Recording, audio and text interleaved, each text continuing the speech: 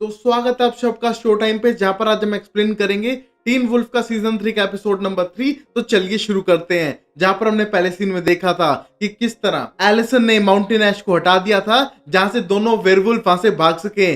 जो बॉयड और डेरिक की बहन थी, हम देखते हो अपने फुल रेज में थे और वहां से भाग जाते हैं, जिसके लिए डेरिक बहुत गुस्सा था। बट ये सब क्या था, एलिसन ने स्कॉट की जान बचाने के लिए। और यहीं पर हम देखते हैं बॉयड भागते हुए जाने लगता है जंगलों में और वहां पर दो बच्चों पे अटैक करने की कोशिश करता है, बट तब तक वहां पर पहुंच चुका है स्कॉट और बच्चों को वहां से भगा के ले जाता है। और बाद में डेरिक से कॉल करके कहता है कि हाँ, उसने पीछा छोड़ दिया है बॉयड का, बट उसको पकड़ लेगा। उससे पहले दो बच्चों को घर छोड़ के आना है और हमको साथ मिलके काम करना पड़ेगा। इतना आसान नहीं है उन दोनों को पकड़ना, खासकर तब जब उनके अंदर वेयरवुल्फ का इतना ज्यादा रेज आया हुआ हो। वहीं पर हम देखते हैं इस बात को मानने के बाद डेरिक उसके साथ काम करने के लिए तैयार था। और यहाँ पर स्कॉट पहले उन दोनों बच्चों को उनके घर छोड़कर आता है, क्योंकि वो बहुत बुरी तरह से डरे हुए थे और वहां पर वो जंगल में अकेले थे। और ये बात करने के बाद दोनों साथ काम करने लग रहे थे और बहुत ज्यादा टेंस्ड हैं कि कैसे रोके बॉयड को और उसकी बहन को। और वहां पर डेरिक साफ कर देता है कि जो भी चीज उनके सामने आएगी वो उसे खत्म कर देंगे, वो समझेंगे नहीं कि वो कौन है। और ये देखने के बाद अब स्कॉट थोड़ा टेंस्ड हो रहा था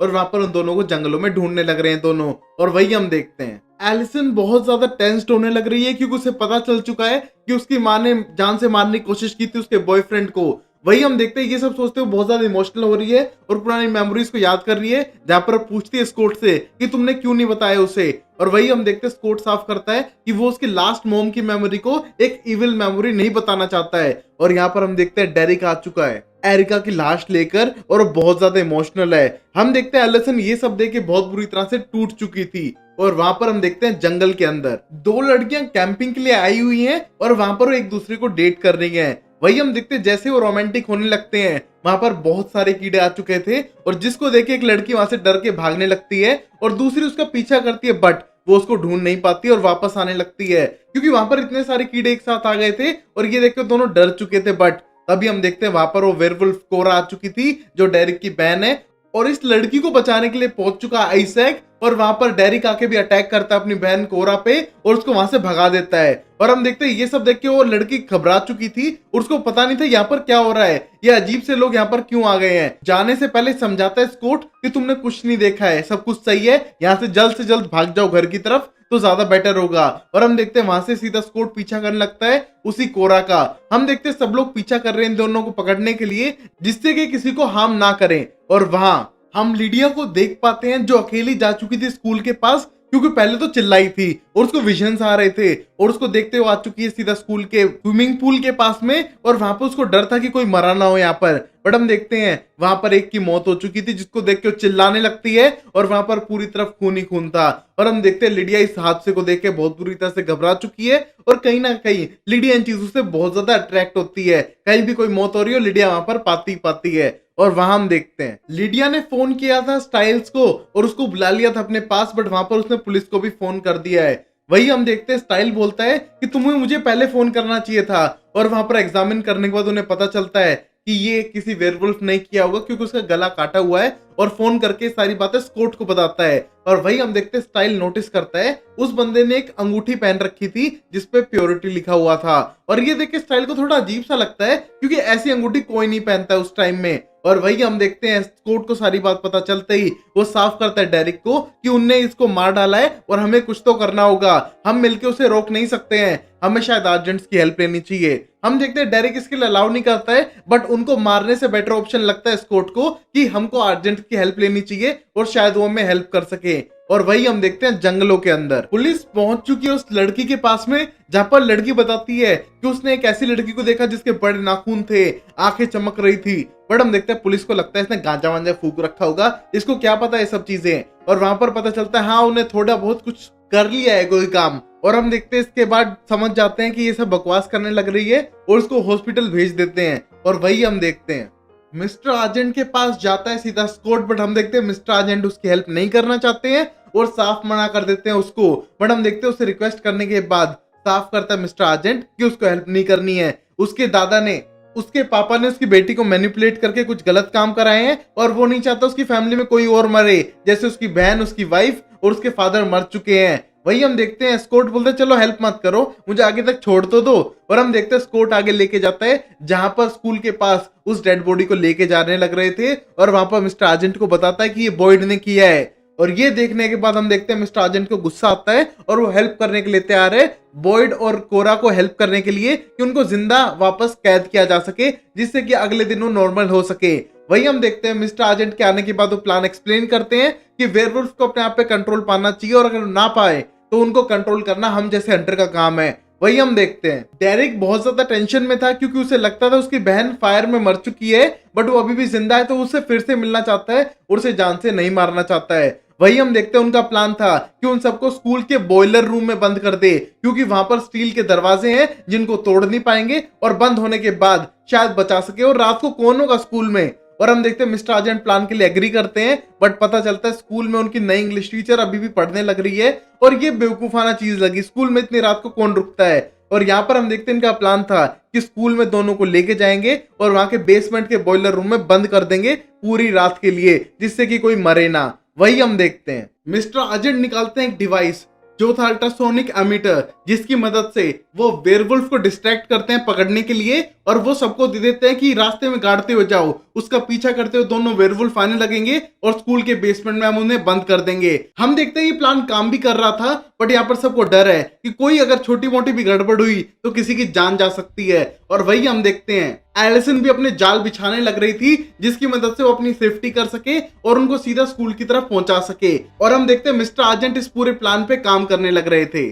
और अब हम देखते हैं डेरिक काम कर ही रहा था, बट उसके अंकल पीटर उसे आके रोकते हैं और बोलते हैं तुम कर क्या रहे हो, तुम्हें पता है ना डकेलियन का पूरा प्लान ही है तुम्हारे टीम के मेंबर्स को मरवाना, और जिसकी वजह से तुम उनकी टीम में चले जाओ एक अल्फा बन के। बट हम देखते हैं इसके लिए डेरिक रेडी नहीं था और बोलते मेरी बहन कोरा भी वापस आ चुकी है। और पीटर बोलते हैं हाँ मुझे पता है, बट थिंग इज वो सबको मारती रहेगी जब तक तुम उसे नहीं मारते हो, उन दोनों को तो मरना ही होगा। और स्कॉट हेल्प कर रहा है, उसकी पागल बुद्धि है, तू ऐसा मत कर, बेटर रहेगा, और स्कॉट को जो करना है करने दे।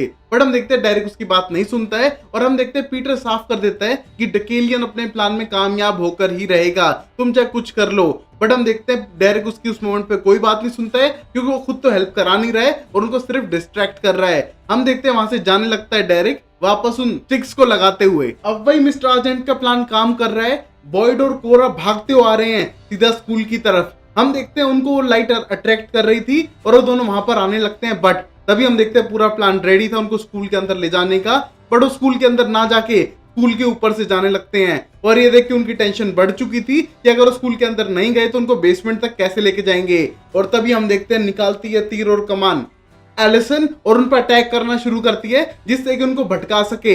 हम देखते हैं सीधा बिल्डिंग के अंदर चले जाते हैं और यहाँ पर बंद कर देता है दरवाजा आइजैक। और वही हम देखते हैं आइजैक को देख के थोड़ा एलिसन खुश होने लगती है और वहां से चली जाती है। हम देखते हैं आइजैक को समझ नहीं आ रहा कि एलिसन ने उसे ऐसे क्यों देखा, और वो अपने काम में लग जाता है। जहां पर हम देखते हैं बॉयड और कोरा अंदर जाने के बाद फंस जाते हैं, और वहां पर मिस्टर आर्जेंट एक रेजर रोड लेके आ चुके थे उन्हें मारने के लिए। और वही हम देखते हैं डेरिक उनका ध्यान भटका के अपने साथ लेके जाता है जहां पर उन्हें वो बेसमेंट के अंदर बंद करने वाला था। हम देखते हैं दोनों बेवकूफों की तरह रेज में अंदर जाने लगते हैं, और यहाँ पर बाहर से दरवाजा बंद कर दिया है डेरिक ने, और यहाँ पर उसकी हेल्प की है स्कॉट ने। और यहाँ पर स्कॉट अंदर आने के बाद देखते हैं कुछ तो गड़बड़ है, उसे 3 लोगों की हार्ट बीट सुनाई दे रही है और अंदर तो 2 की होनी चाहिए बेसमेंट में। और वही ये दोनों टेंशन होने लगते हैं कि तीसरा बंदा कौन है, और पता चलता है ये उनकी इंग्लिश टीचर है जो रात भर यहाँ बैठ के बुक्स पढ़ने लग रही थी और बेसमेंट में कुछ एक्स्ट्रा बुक्स लेने गई थी। और वहां पर बेसमेंट को बंद देख के वो आवाजें लगाने लगती है जहां पर उसी बेसमेंट के अंदर बॉयड और कोरा बंद है। और हम देखते हैं डेरिक फैसला करता है कि उसको जान बचानी पड़ेगी और वो अंदर जाने की प्लानिंग करता है। वही हम देखते हैं स्कॉट वापस गेट बंद करके वहां पर वेट करता है, क्योंकि डेरिक ने उससे करने के लिए कहा था। हम देखते हैं अंदर जाने के बाद डेरिक उन दोनों से लड़ने लगता है, जिससे कि उसके टीचर तक ना पहुंच सके। वही हम देखते हैं इस लड़ाई के बीच में बॉयड और कोरा बहुत ज्यादा पावरफुल थे अपनी रेंज में, और बहुत ज्यादा मारते हैं यहाँ पर डेरिक को, बट डेरिक सब कुछ सह लेता है। और अब हम देखते हैं सुबह हो चुकी थी। जैसे सुबह होने लगती है यहाँ पर आइजैक नीचे जाने की प्लानिंग करता है स्कॉट के साथ में, क्योंकि सुबह होने पे वो दोनों नॉर्मल हो जाएंगे। बट हम देखते हैं जैसे वो अंदर जाते हैं देखते हैं कि डेरिक की हालत खराब है, खून निकल रहा है उसकी बॉडी से, बट यहाँ पर बॉयड और कोरा दोनों बेहोश हैं। वही हम देखते हैं उन दोनों को लेके जाते हैं और साफ करता है डेरिक कि उसकी इंग्लिश टीचर को संभाल लेगा, उसकी चिंता करने की जरूरत नहीं है। हम देखते हैं अंदर जाने के बाद उसकी इंग्लिश टीचर डरी हुई थी बट यहाँ पर एक हैंडसम लड़का खून पे लथपथ हो तो समझ लो तुम्हारी जान बचाने के लिए आया है। और ये देख के इंग्लिश टीचर ने उसका हाथ पकड़ा और स्माइल करने लगी। और यही हम देखते हैं डेरिक इम्प्रेस कर चुका है उसकी इंग्लिश टीचर को। और वही हम देखते हैं स्टाइल्स जो लिडिया को छोड़ने के लिए आए, बट लिडिया बोलती है अपने आप चली जाएगी, इसकी जरूरत नहीं है। और वो थोड़ी टेंस इसलिए है कि उसे नहीं पता तो कहां पर जा रही है। जब वो गाड़ी से उतरी वो समझ गई कि किसी डेड बॉडी के पास है, जो उसके लिए बहुत ही खौफनाक था सोचना भी। वही हम देखते हैं ये सब सोचते हुए वो पूछती है कि लास्ट टाइम उसके साथ ये सब तब हुआ था जब डेरिक के अंकल पीटर को उसने जिंदा किया था, तो मतलब शायद उससे कोई चीज कनेक्टेड है और उसे उससे बात करनी पड़ेगी। और वही हम देखते हैं स्टाइल इसके लिए बिल्कुल भी इंटरेस्टेड नहीं था और वो प्लान भी सोचता है जहां पर वो देखना चाहता है जो लोग मरे हैं उनके अंदर जो लड़का मरा है वो किस रीजन से मरा है, क्या उसको बॉयड नहीं मारा है फिर कोई और रीजन है। ये पता करने के लिए सीधा चला जाता है हॉस्पिटल, जहां पर स्कॉट की मॉम साफ कर देती है कि अगर तुम्हें किसी ने बताया कि मैंने तुम्हें इजाजत दी अंदर जाने की तो मैं तुम्हें काट दूंगी। वही हम देखते हैं अंदर जाने के बाद वो देखते हैं कि उनका गला काटा हुआ है एक रोड से और वहां पर सर पे एक वायर से, और वहां पर उसके सर पे भी चोट मारी गई है जैसे कि उसे जानबूझ के मारना चाहते हो। एक तरीका नहीं तो दूसरा तरीका मारने के लिए। और ये देख के बहुत ज्यादा टेंस हो जाता है स्टाइल कि कोई वेयरवुल्फ तो ऐसा करेगा नहीं, और उसके पास जब पंजे हैं तो उसे किसी रोड या वायर की यूज करने की क्या जरूरत है। वही हम देखते हैं इस मोमेंट पे वो दोनों टेंस थे और तभी मेलिसा जो स्कॉट की मॉम है उसको एक और डेड बॉडी दिखाती है और बोलती है इसकी भी मौत सेम तरीके से हुई है इस लड़की की। और हम देखते हैं पता करता है कि ये लड़की वही है जिसकी बर्थडे पार्टी में गया था और गुच्ची गुच्ची होने वाला था इन दोनों के बीच में, बट नहीं हो पाया। और वही हम देखते हैं सेम तरीके से इस लड़की को मारा गया था। और ये देख के इमोशनल होने लगता है और उस गड़बड़ को ढूंढने के लिए स्टाइल एक सिमिलैरिटी पता करता है कि उन सबके गले काटे गए हैं। और एक और सिमिलैरिटी है, जो दोनों है वो दोनों वर्जिन है। यहाँ पर उसकी दोस्त उसके साथ गुच्ची गुच्ची करने वाली थी और ये लड़का एक ग्रुप का मेंबर था जिसमें प्योरिटी थी, मतलब पहले नहीं करना कुछ भी गलत। वही हम देखते हैं उन्हें पता चलता है कि हॉस्पिटल में एक लड़की मिसिंग है और जो उसकी गर्लफ्रेंड है उसे एडमिट कराया गया है। हम देखते हैं स्टाइल उस लड़की से मिलने के लिए जाता है जहां पर मरीसा उसे चुपचाप लेके जाती है उसके रूम में। और वहां पर पता करते हैं कि उसकी जो गर्लफ्रेंड थी वो भी वर्जिन थी, पहली बार इसलिए जंगलों में गए थे क्योंकि वो दोनों फैमिली के साथ रहते हैं और उनको एक दूसरे के साथ टाइम बिताने का मौका नहीं मिलता है। और ये सब देख के स्टाइल बहुत ज्यादा टेंस्ड हो चुका था कि इस टाउन में बहुत कुछ गड़बड़ चलने लग रही है और कोई लोगों को वर्जिन होने पे मारने लग रहा है और शायद क्या पता अगला नंबर स्टाइल्स का ही हो। वही हम देखते स्टाइल ये सोचते हुए टेंस्ड होने लग रहा था और वहां पर कोर्ट के आने पे उसने सब कुछ सच बता देता है।